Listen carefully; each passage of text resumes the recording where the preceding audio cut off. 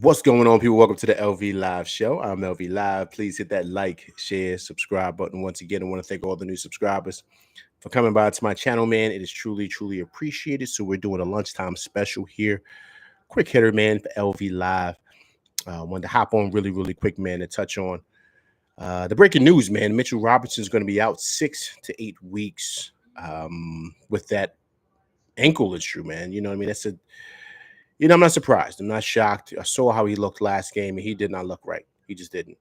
And that's why I pretty much on my show right after the game, I stated that, listen, we need to play Precious Chua. I think a perfect matchup, which was better for him, was playing against a hobbled Joel Embiid because they both were hobbled, both of those guys coming back from in-season surgeries, right? So I thought that was a better matchup for him. But with big men that are active like Turner and, of course, Jackson, you need a big that's mobile, right? Or someone that's not hobbled, right? In dealing with a current injury or whatever, or injury maintenance or whatever they want to call it, right? So I think it's good. CP, what's going on, man? Appreciate you coming through Rock with LV Live on this lunchtime special. Hope all is well with you. Let's go Mets. It's only saying let's go Mets because CP's in here, man. So big shouts to him. Everyone, please go by and subscribe to his channel. If you don't know what his channel is, please click on the link right there where his name is. Go straight to his channel, man. Great Knicks talks and Mets talks. Both teams orange and blue, man. So represent CP. Appreciate you coming through, rocking with LV Live on this lunchtime special. So I'm not surprised, man, that Mitchell Robinson went out. I think it's best, man. I think it's good to shut him down and get him ready for next season. But also, too, I think it's perfect timing, right? Considering the matchup here. And to be honest with you, I do think that a guy like Precious Chua deserves time. He's earned it. While Mitch was down and Mitch was kind of coming back from recovery from his injury, Precious Chua was holding down the fort down there with iHeart, right? So to me, he deserves an opportunity, right, to show and what he can do. Big Task, what's going on, man? Appreciate you coming through Rock with LV Live on this lunchtime special. Salute to you, sir. So I think it's only right, man, that Precious Chua was able to get some minutes here, man. And I think that I've talked about it before on my show, and I've said it before. Those guys playing in January, February, and March, guys like Deuce, guys like Precious Chua, those guys are going to be key components to what it is that we want to do to help us win games and big games in the playoffs, because they come up big during the regular season when we needed wins to secure this number 2 seed. So I think it's only right that he plays. I think it's only right that he gets his opportunity to show and prove what he can do in a big spot. I think he showed it playing against the Sixers, right? Playing those minutes when Mitch couldn't play that game. He played really, really well. So a guy like him, man, I think it's great. And also, too, if the Knicks don't decide to bring him back, which I think we should look into, hey, man, it could possibly earn him a lot more money, man, how he's playing in the playoffs, man. So give this guy an opportunity. Let him show and prove what he can do. Also, too, with this news of this injury, I think this opens the door for possibly a guy like Big Sims possibly playing. And to be honest with you, based on the matchup, I think Sims could be a viable option to maybe be a fourth guy coming off the bench if foul troubles happen. Kind of similar to what Achua was playing, right? I think Sims, because here's the thing, I don't think Sims would be a bad matchup for a guy like Jackson. He's active like Jackson, too. He's athletic like Jackson.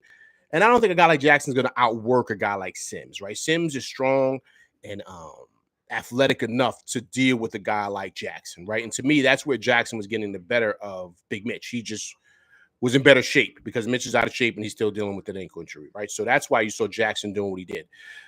I think that would be a good matchup for Sims if you bring him in there and help him. I think Miles Turner, I think that will also be a good matchup for Precious Chua. I think Precious Chua can hop out and guard him. And even if you want to keep Precious Chua in at the 4 and put iHeart at the 5, I think Precious Chua is a great matchup for Siakam, right? I thought he played him pretty well during the regular season. So it's a lot of mix and matches that can do, but believe it or not, the beauty of this is that the Knicks are prepared for this. We were able to see what those guys could do with Mitch being down for so long, that those guys were able to build up once again, like I talked about, the body armor, the confidence, the experience to feel good in those spaces to be able to produce at a high clip for us. So I'm really not too worried, to be totally honest with you. I think Precious Chua is ready for this moment. I think he's going to really play well in this moment. And I think he's going to shock a lot of people, right? A lot of people don't know, and who haven't really followed the Knicks and watched the Knicks like we do, they're going to really see exactly that. Precious Achua is no slouch, right? He's a solid defender, and he's perfect at what it is that we like to do. Also, too, guys, the reason why I'm pushing this Precious Achua thing once again, right? It's all about matchups, so you have to pay attention to how guys play and the type of scheme that they run. They don't use their bigs like prototypical bigs, like a how can I say, like a Joel Embiid or like a Jokic, right? Or like old school, like a Dwight Howard, right? Let's just say they don't use their bigs like that. They use their bigs to pick and pop. So you're going to need a big that can move his feet and a athletic big, right? So to me, that's what Precious Achua can do. He's quick off of his feet as far as blocking shots. So let's just say Halliburton tries to beat him around the corner, right? Things that I talked about my last live show right after the game, coming off of that screen, right? Precious Achua can match the foot speed, not perfectly, but good enough, match the foot speed of a Halliburton coming off of that curl, or McConnell coming off of that curl, off of that screen, to where he can recover and block shots, right? To me, that's his skill set. He could do that, and he's a menace on the boards, right? He's great offensively as far as offensive rebounds. He's great as blocking shots, and that's what you need for a team like this, right? It's all about matchups, man. So you just have to play the guys who match up perfectly to me to what it is that the Pacers like to do. So I think that it's weird, man. It's like a gift and a curse, right? So we want Mitch to get better, get him prepped and ready for next season, but I think that this is a precious series anyway. Also, too, the beauty of this with Precious Achua is that you know what you're getting with him. You don't have to worry about him trying to come in, trying to do more than what he should be doing out there, trying to go 1-on-5 or trying to do post moves. He's not going to do that. So he's going to fit perfectly into how we run things. And that's the beauty of him, and that's the beauty of what he does. So that's the excitement that I feel with putting him in this situation. Now, as far as game 2 goes, right? Let's give it a little quick preview, right? What I think the Knicks are going to come out a lot better, defensively especially. I thought offensively we were fine. But defensively, we have to get better with that pick and pop. We have to be ready. DiVincenzo has to be ready. Halliburton's going to come out with his hair on fire. He's going to really try to show and prove. There's been a lot of talk about him in the media, about how he played in that 4. 0 points, 0 everything. I don't even think he fouled anybody, right? 3 turnovers in that 4th. He was a shell of himself. So trust me, he hears the whispers, he hears the chatter. So I think that Halliburton's going to come out with his hair on fire, so DiVincenzo's got to be ready. Now, defensively, you have to make sure, to me, you get a body on a guy, get back to getting on offensive rebounds. They were bullies on us in the first half. So now we got to match that intensity. I think the first game was a feel-out game. I think the Knicks had to come down from that emotional roller coaster they went on playing against the Sixers. So I think in doing this, they're going to be able to kind of shift their focus now back to this style of play and playing against the Pacers, right? This is a different series. It's a different team with a different skill set. The Knicks were able to get the victory, but still, you're gonna have to change how you play. This is a different team. This is a different way that they run their offense, different way that they do things. So I think in doing that, that's the beauty of kind of like getting like game 1 underneath your belt, especially game 1 underneath your belt with a victory. So now you know the things that you have to change. I'm sure they've watched tape. I'm sure they've gone over certain things. I'm sure Chibbs is going to change a lot defensively and how they're going to cover that pick and pop. And so I think that's the biggest change. Offensively, I love what we did. I love how we looked. I didn't think it was anything bad. I thought with Brunson kind of taking his foot off the gas a little bit in the third quarter. Remember, he had only 25 points. I believe it was 25 or 22, or I think it was 22 or something like that. So he took his foot off the gas a bit, right? But the beauty of him is that he turned. I think we should still continue with that. It's for him to continue to involved. I think it's really smart for him to do that. I think we got to continue to get DiVincenzo touches. He's got to continue to light it up. Like, we cannot go away from what worked in game 1 offensively. I think also, too, we got to use a little bit eye hard at the top of the key. Let him hit a lot of backdoor cuts. I think that's another thing. Also, too, Brunson should be back to attack mode in certain possessions to get these guys in foul trouble. I'm not even worried about if they do put instead of Nemhard on him, they put what is it, Newhouse? I think that's his name. Um, they put him on Brunson. To me, it's going to be whatever. He's not the defender that Oubre is. He's not even as big as Oubre. So remember, Brunson's dealing with 6'9", 6'7" guys. I think this guy is only 6'5". So Brunson has seen the best of the best, man. So I'm not. It doesn't matter. It's like tomato, right? It doesn't matter to him. So I think the biggest key for them, the Pacers, are they going to continue to get the production that they're going to get from that second unit? To me, I'm looking for a guy like Deuce to step up. I'm looking for a guy like Deuce to play really, really big in this game. Try to get him to knock down shots. I think this is a big game for Deuce, right? To come out and kind of show and prove that, okay, last series wasn't a fluke. I'm really a guy that you could depend on, Tibbs, in big moments. Because as you see with Tibbs, he doesn't play, man. He's going to play his best guys. And if you're not producing at a high clip based on how you're playing, then you're either going to stay out there or you're going to get pulled, right? So I think that that's what Deuce has to do. But Deuce has to get back to what made him Deuce. Get back to getting stops defensively. And then that's going to trigger and connect to you offensively. Everything else I thought was fine. Of course, they're going to talk about, the call and all this other stuff, man. Listen, man, look, the reality is this, right? And this is the last time I'm going to touch on this whole offensive call and what you should call, what you shouldn't call.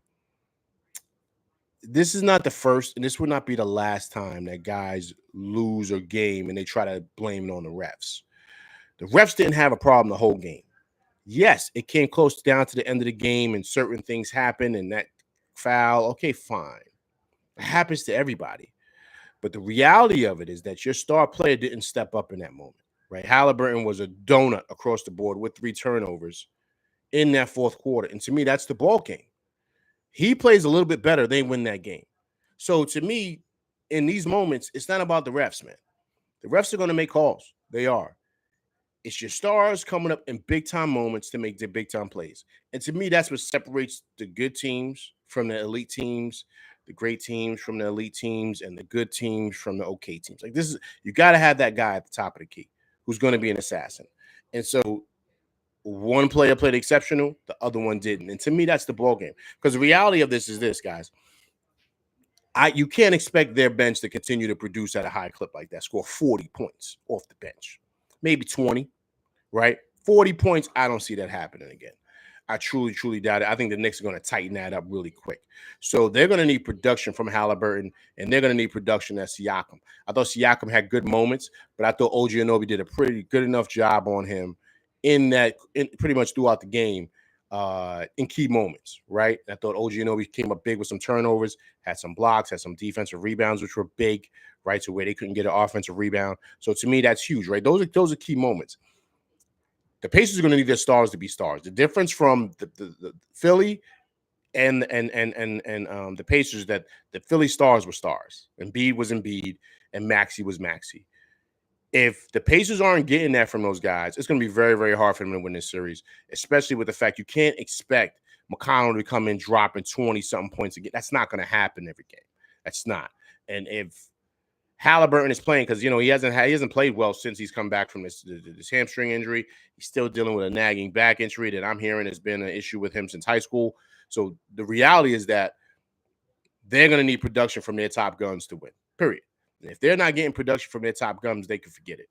And to me, that's the ballgame. But not for nothing, that's the ballgame. That's the playoffs. Your best players got to perform. That's why they get paid the big bucks, period. Your role players are going to be your role players. That's it. When it's money time, like right now, your players that are getting the big bucks, who are performing, who you're expecting to perform at a high clip, have to perform even higher than that, right? Because the teams are going to be scheming for you. So how do you perform even better than what your level is?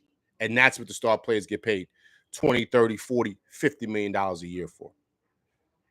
And so to me, that's the ball game. You know what I mean? I don't think it's anything else. Your role players are going to do well. Josh Hart's going to do well. I don't expect Josh Hart to be scoring 25 a night. I don't expect that. I don't expect DiVincenzo to be scoring 23 a night. I don't expect that. I expect those guys to contribute. If they do add in maybe 10 to 20 points, great. If they do add in I expect Josh Hart to get over 10 rebounds. That's just who he is. I expect DiVincenzo to be firing up, but I mean, am I expecting those guys to get, you know what I mean? So that's where I'm looking for a guy like Deuce to contribute, also to Precious Chua to contribute, and also too, we might even see a sighting of Alec Burks tonight to contribute, right? So, we got to kind of pay attention to that and see, because to me, that's the ball game. That's the series. It's their star players against ours. You know what I mean? And our guy came ready prepared. So, and I don't see anybody really over there that's going to be able to stop Brunson. The only one's going to stop Brunson is himself. So to me, that's the big thing. Meet the Mets, man. Appreciate you coming through Rock with LV Live on this lunchtime special. Going through a couple of breaking down, Mitch's injury and of course, game 2 preview for them boys. So that's kind of like what I see. I don't, I think that it's a lot of pandering. And pandering meaning that it's a lot of back and forth about all these issues, all this. It comes down to this, man. Whose star player is going to show up? Period. And I think that's the ball game.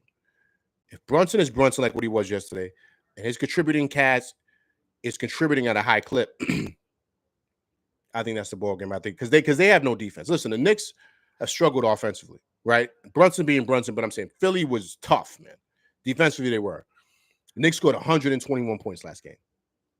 121, right? So they gave up 117. We know the Knicks are going to tighten that up. But one thing the Pacers can't do, they can't allow the Knicks to score 121 points because that's just not who we are offensively. We're a slow-moving team. We're not even up-tempo. But if they let Josh Hart be kamikaze Josh Hart, just going coast to coast, getting layups, that can't happen. And if they're allowing that, then, I think the Knicks in 6 or 7, but then I could see where people could say Knicks in 5 because they're just not getting any stops. Excuse me. CP Mets and Knicks. Jericho's getting any burn this series. I still can't see it, honestly. I can see it, CP. Here's where I can see that. Precious Chua is going to be out there, so is iHeart. So guys are going to get in foul trouble. I mean, that's just the nature of the series, right? Mitch is going to be out 6 to 8 weeks. That's pretty much the whole season. So you're going to have to spell guys. You can't put OG Anunoby at the 5 because you're going to need him to play Siakam or anybody else over there on the wing. So if those guys are in foul trouble, they're struggling, he's got to play a big.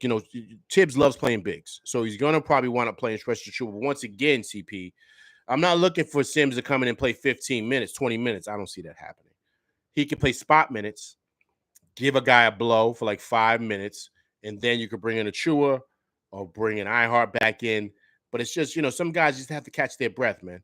They have to catch their breath, get their wind back. These guys are in top shape. I'm going to touch on that too in 1 second. These guys are in top shape, so I think they'll be fine. It's just a matter of CP if it's like a foul issue. I could see Sims coming in to spell a couple of guys because the Knicks might be in foul trouble. I can see that. Also, too, man, let's touch on this. I'm seeing these guys kind of like talking about, the Knicks are playing so many minutes, this, that, and the third. And I don't know when it started, right, with this whole minutes thing. Guys, I want you to go back because I did that. Go back, CP, also for you too. Do your homework, CP. Go back and check out the minutes that guys played back in the day. Look at what Patrick Ewing was playing in the playoffs.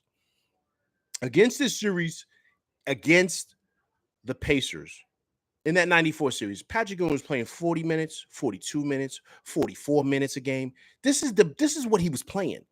On top of him having bad knees, and on top of him playing a whole 82-game season. This is how it's always been. Your best players are going to play. This is the playoffs. Like, I don't like this whole minutes crap. I'm really confused. They never talked about this before. You wanted your best players out there playing in the playoffs. You did not want to be sitting there going back and forth and relying on Deuce to play 35 minutes, relying on a guy like Precious Chua to play 45 minutes. We don't need that. This is the playoffs. You want your best players out there. So, yeah, if he's going, okay, I understand if they're saying, okay, look, he's only going 7 deep. All right, cool. I understand. Maybe go 8 deep, but most teams are going 8, maybe 9 deep. You don't want to be going 10 deep. No way do you want to give certain guys those minutes. 5 minutes in a playoff game could feel like 20 years, man. You can go from being down 2 to being down 15 or 20 in a clip in those 5 minutes. That's how the playoffs go if you don't have your best guys out there. So this whole minutes crap, I'm all the way confused. These guys are prepared for this. Tibbs prepares these guys for the postseason. That's why they play during the way they play during the season, to prepare their body for that. Period. It's a lot of wear and tear, a lot of jumping, a lot of running. Perfect example. Josh Hart asked Tibbs, should he play with the team during the season, right? I mean, excuse me, during the FIBA Cup, right? He talked about it. Tibbs said he told him, I think it'll be beneficial for you. You know why Tibbs told him that? Because when the season comes, you'll be in good shape. You'll be ready to go. I'm not going to have to worry about watching your minutes or you pulling the hamstring because you're not in playing shape. He thought it'd be beneficial for him and Brunson to play because he thought that they'll be ready to play in the season. And look at those guys now. They're in great shape, man. They're in great shape. You don't see those guys. They look in amazing shape. They're ready to go. So to me, I just don't know where this comes from. And it's not like those guys are 35, 36 years old. Those guys, they're 27, 28. They're in their prime years. You mean to tell me those guys can't play 40-plus minutes in the playoffs when it's money time? Give me a fucking break, man. I mean, come on. This whole talk is just insane. They never did that in the past, and it wasn't an issue. So now it's an issue. Come on, man. These guys need to chill with that. It's the playoffs. Now, I'm not saying they play the whole game. Yes, you try to get subs in there, but listen, those guys are getting subs, and those guys are coming in. Brunson played 44 minutes. DiVincenzo, I believe, played 45 minutes. Josh Hart, played 48 minutes. But if he can give Josh Hart a blow, he would do so. But he's only going to give him a blow maybe for 3-4 minutes. He's coming back in the game. Same thing for Brunson. 3-4 minutes, they're coming back in the game. It's the playoffs, man. Every game matters. You think Tibbs is going to have those guys sitting on the bench for 10 minutes? Boss, it's not going to happen, man. It's not going to happen. 10 minutes, that means they're only playing 38 minutes in the game. Tibbs wants those guys playing 40-plus. And that's how it should be. Ewing played 40-plus. Jordan played 40. Those guys were in the game, man. After playing 82 games. This is winning time. So I'm just, this whole minutes crap is just so overblown, man. That's why you get in shape. Now, these guys are sitting during the offseason eating bonbons and eating cake and eating Doritos all day. That's their issue. But if these guys aren't there and they got the best doctors, the best trainers money could buy. So physically, these guys are ready to play these games. And a lot of these guys want to play. How about that? A lot of these guys want to play. A lot of these guys don't want to come out the game. They want to play because they want to win. So they make sure they take care of their body during the off season. During off days, they're taking care of their body. They're getting the best. They got the best planes. They got the best charter buses. They got everything to make sure that these guys are resting their bodies and resting their limbs. They're probably leaving the arena in like pillowcases. You know what I'm saying? Float into the room. Of course, LV's jumping out the window with that. But I'm just saying, they need to chill with this minutes talk. This is the playoffs, man. Period. And if you notice in the Philadelphia series, when they were switching minutes, Nurse was like, yo, this can't happen. Because then that's when Knicks would get a lead. So he was like, yo, I got to play my best guys. Like, I can't be out here playing Buddy Hield and he can't guard anybody. Like, yeah, he can hit a couple of shots, but he's like a turnstile as far as defense goes. So that's why they play their best guys. See, when Maxey was playing, no one was complaining about Maxey playing all the minutes. No one was complaining about that because they're trying to win. So it should be the same way now in this series, man. Listen, this is the playoffs. That's it. So I don't even know what the conversation is in regards to that. CP said facts, man. I always say it, man. I don't buy all that minutes talk from people, right? It's overrated, right? Come on, it's overstated, man. He said, especially with these injuries, that do they expect Tibbs to do? Right, exactly, man. CP says minutes talk in the playoff is nuts. Agreed. Vibes going on, man. Appreciate you coming through Rock with LV Live on this lunchtime special. Yeah, man, it's insane, CP. It's insane. I just wanted to touch on that, man, because I just think, like, it's the playoffs, man. They concerned about these guys running and gunning. Listen, man, look, man. This is how you get paid millions and millions of bucks, period. Those guys are able to do things that the average person can't do. And that's to play a 48-minute or 44-minute NBA game. So to me, they've conditioned their bodies to be in this moment. Those guys would not change this situation for nothing. If Tibbs wants them to play 40-something minutes in the playoffs, listen, these guys are going to do it, not even bat an eye. You heard what Deuce said when they said, yo, you played the whole game. You okay with that? Deuce said, of course. This is what I worked my whole life for, man, to be in this moment. So I'm all the way confused at this minutes talk. Guys want to play, period, especially during money time. And money time to me is the whole game. because the game could switch like that if you're not on your P's and Q's, and they can go on an 8-0 run, and that's the ball game. We got to know what it is, people. This is playoff time, so everybody's got to be ready to go. Vibes said, do you want to win or go home? Yeah, you got to win. You're right. You want to win or go home. Exactly, Vibes. Period. And that's how the game should be. Now, I think this is going to be a better game for the Knicks. I think they've watched a lot of tape.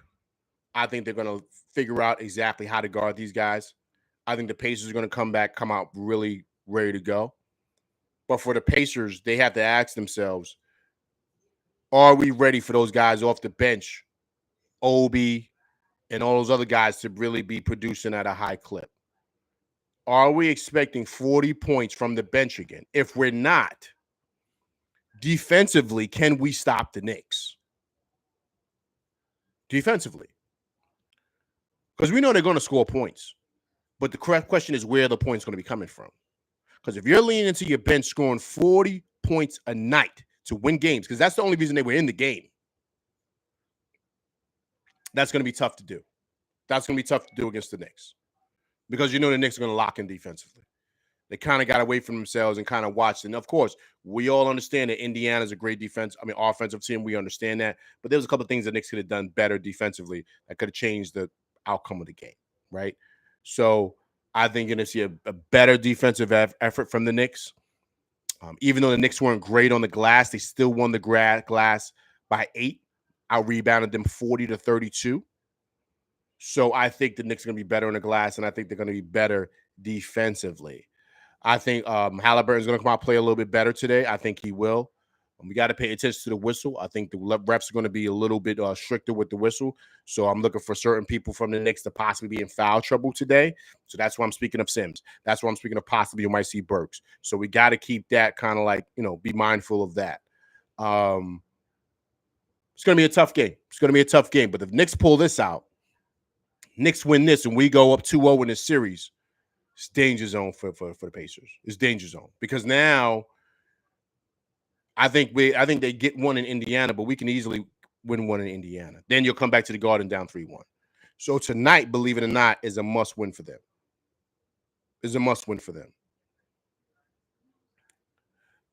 Tekla Rory, man. It's your first time coming through the show. I appreciate you coming through, rocking with LV Live. If you haven't subscribed, please subscribe to the channel. Appreciate you coming through, rocking with me and my crew, Sir Ernest Lunchtime Special. But yeah, guys, but listen, that's my show. It's a quick hitter. I'll be back tonight to discuss the outcome of the game. Let's go Knicks. Let's have a great win tonight. Go up 2-0 in the series. All right, but that's my show. I appreciate everybody coming through. Please hit that like, share, subscribe button. Hit that like button. Hit that like button, people. All right, also, too, if you're watching this on a replay, please subscribe and also leave comments, and I will reply to the comments. All right. But I appreciate everybody coming through. Rock with LV Live on this lunchtime special. I'll be back tonight. All right. That's my show, and I'm out of here, people. Peace.